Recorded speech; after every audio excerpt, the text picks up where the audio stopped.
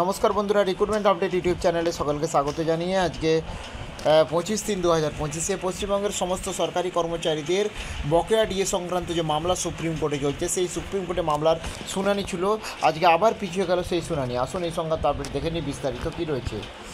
1 April থেকে বর্ধিত হারে মহার্ঘ ভাতা বা ডিএ পাবেন রাজ্য সরকারি কর্মীরা, সেই নোটিশ জারি করা হয়েছে এবং ফলে 18% হারে ডিএ পাবেন, সেই নোটিশ জারি করা হয়। কিন্তু আজকে হচ্ছে সুপ্রিম কোর্টে প্রায় 1 মাস পিছিয়ে গেল ডিএ মামলা। পরবর্তী শুনানি রয়েছে 22 এপ্রিল। এদিন রাজ্যের তরফে সওয়াল করেন, তবে পুরো সওয়াল জবাবের জন্য আরও সময় দরকার বলে আদালত জানান তিনি, এবং একই মত ছিল সকলের। সব পক্ষের সঙ্গে আলোচনা করে 22 এপ্রিল শুনানির দিন ঠিক হয়।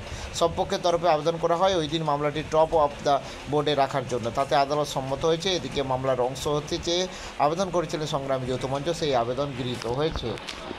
এবং কেন্দ্রীয় হারে ডিএ দেওয়ার দাবিতে বহুদিন ধরে আন্দোলন করছে রাজ্য সরকারি কর্মীরা। এ নিয়ে সুপ্রিম কোর্টের মামলা চলছে এবং যদিও এই মামলার সওয়াল জবাবের দীর্ঘায়িত হয়েছে, তাতে আইনের পথে জয় পাওয়ার আশাও স্তীমিত হচ্ছে রাজ্য সরকারি কর্মচারীদের।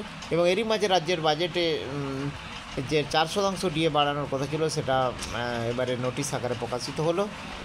তো 1 এপ্রিল থেকে সেটা ধার্য হবে। তো যাই হোক, এই গুরুত্বপূর্ণ আপডেট আমি শেয়ার করলাম। আরও আপডেটগুলো অবশ্যই শেয়ার করবো, সঙ্গে থাকবেন এবং চ্যানেলটা সাবস্ক্রাইব করে নেবেন।